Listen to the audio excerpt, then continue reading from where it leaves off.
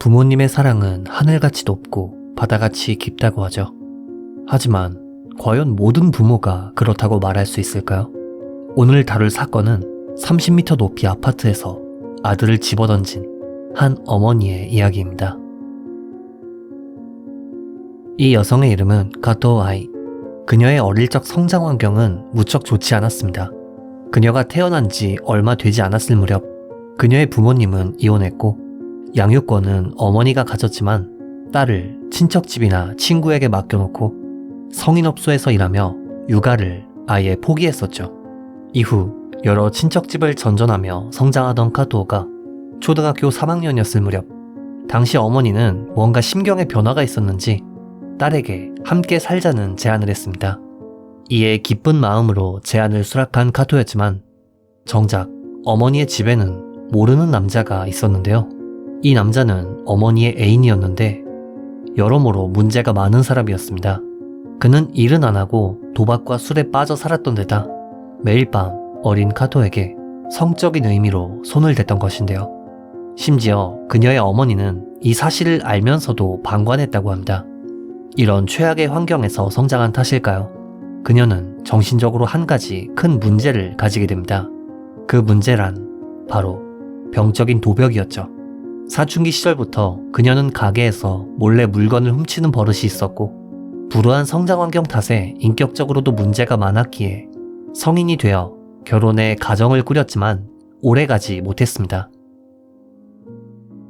결국 그녀는 2번의 이혼을 경험했고 어느덧 27살의 나이가 되었을 무렵 우연히 한 남성을 만나게 되는데요. 그는 이혼 경력이 있는 50대 남성 A씨로 작은 회사의 사장이었습니다.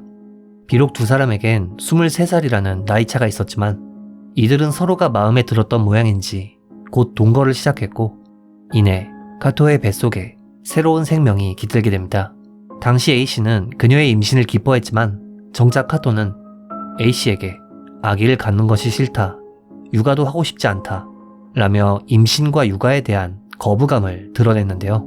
하지만 A씨의 계속되는 설득에 카토는 아이를 낳기로 결심했고 이를 계기로 두 사람은 정식으로 결혼해 부부가 되었죠. 두 사람 사이에서 태어난 아들은 무척 명석하고 어른스러운 성격이었습니다. 하지만 애초에 임신 단계부터 그녀는 아이를 낳고 싶지 않았기에 자신의 아들을 귀찮게 여겼다고 합니다. 실제로 그녀는 주변 지인들에게도 나는 옛날부터 애들이 싫었다, 난 아들한테 애정이 없다 라는 말을 하곤 했죠. 그렇기에 육아는 늘 남편의 몫이었다고 합니다.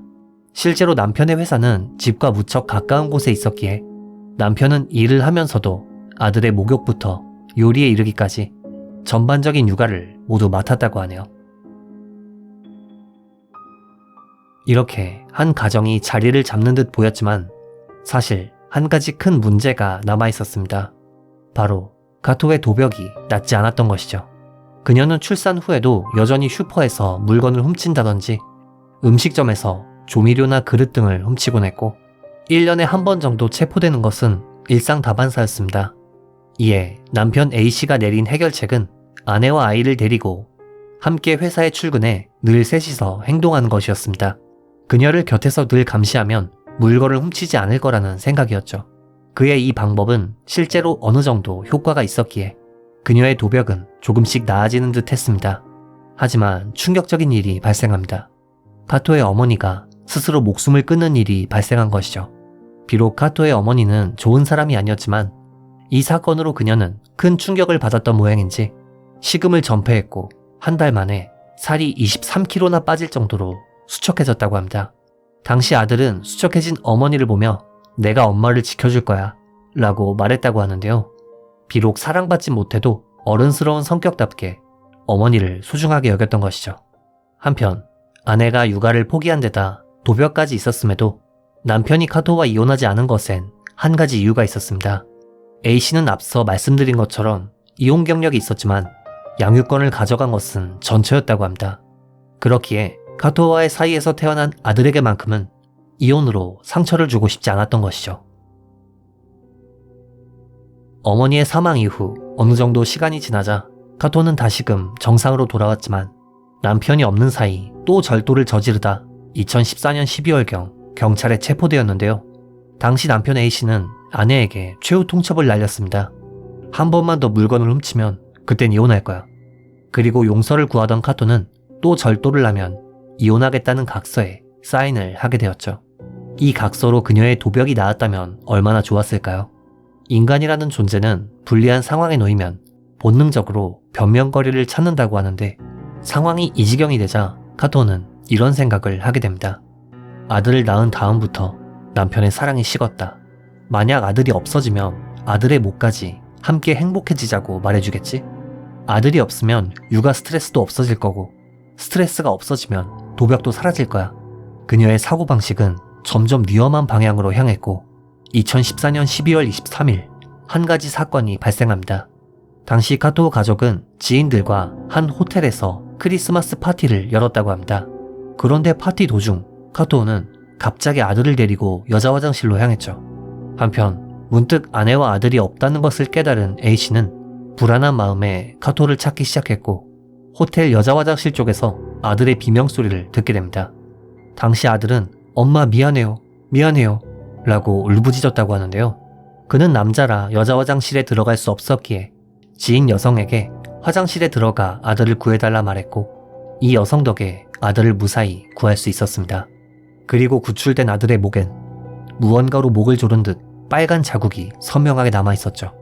남편이 아내인 카토에게 대체 무슨 일이 있었냐며 강하게 추궁하자 그녀는 나는 아무 짓도 안 했어 라며 발뺌했고 이에 A씨가 아들에게 무슨 일이 있었냐 묻자 아들은 비데의 전기 코드를 가리키며 저걸로 목을 졸렸다 라는 말을 했다고 합니다. 비록 미수에 그쳤지만 이 사건 이후로 카토의 머릿속엔 오로지 아들을 없애고 싶다는 생각뿐이었습니다. 첫 사건으로부터 6일 후인 12월 29일 남편은 경찰에게 아내가 위험하다, 입원시키고 싶다 라며 상담했고 경찰은 우선 정신과 진찰을 추천했다고 하네요. 이날 저녁 A씨 가족은 지인의 장례식에 참석한 후 회사에 잠시 들렸다 귀가했습니다. 그런데 아내가 문득 남편에게 이런 말을 합니다. 아, 핸드폰을 회사에 두고 왔어. A씨는 그녀를 회사에 혼자 보내면 이동 도중 가게에 들러 또 도둑질을 할 것 같아 불안했기에 직접 핸드폰을 가지러 갔습니다. 앞서 말씀드렸듯 그의 회사는 집과 굉장히 가까웠기에 A씨는 약 10분 정도 만에 아내의 핸드폰을 들고 집에 돌아올 수 있었죠. 그런데 어째서인지 건물 입구에 아내가 서 있었습니다. 이에 남편은 무슨 일이냐 물었고 아내는 이런 대답을 합니다. 아들이 없어. 갑자기 일어나서 아빠를 따라간다고 하더니 집을 나갔어. 아내의 말을 들은 A씨는 그럴 리가 없다고 생각해 13층에 위치한 자택으로 갔지만 집에는 진짜 아들이 없었고 창문이 열린 상태였다고 합니다. 불안한 예감이 든 남편은 1층의 건물 부지로 향했고 그곳엔 추락한 채 의식을 잃은 아들이 있었습니다. 그리고 그 순간 남편은 직감했다고 합니다. 집어던졌구나. 당시 A씨가 울며 아들을 껴안자 아들은 자그마한 손으로 아빠의 손가락을 꼭 쥐었다고 하네요. 당시 5살이었던 아들은 아버지의 신고로 즉시 병원에 실려갔지만 안타깝게도 결국 세상을 떠나게 됩니다. 한편 A씨의 신고를 받고 출동한 경찰은 현장 상황과 A씨의 증언을 바탕으로 카토가 아들을 죽이려 했던 정황이 명확하다고 판단, 그녀를 체포했습니다. 수사 과정에서 그녀는 잠깐 한눈을 판 사이 떨어진 것 같다. 나는 다른 방에 있어서 몰랐다. 라는 변명을 했는데요. 당시 아들이 추락한 창문은 바닥 기준으로 1m 정도의 높이였기에 만약 아들이 근처에 있던 침대를 밟고 넘어가려 했다면 물리적으로 혼자 추락하는 것이 가능하긴 했다고 합니다. 하지만 당시 아들의 키를 고려해 볼 때 만약 아들이 창밖으로 넘어가려 했다면 반드시 창틀을 밟았어야 했지만 수사 결과 창틀에선 아들의 지문이나 밟은 흔적 등은 전혀 발견되지 않았죠.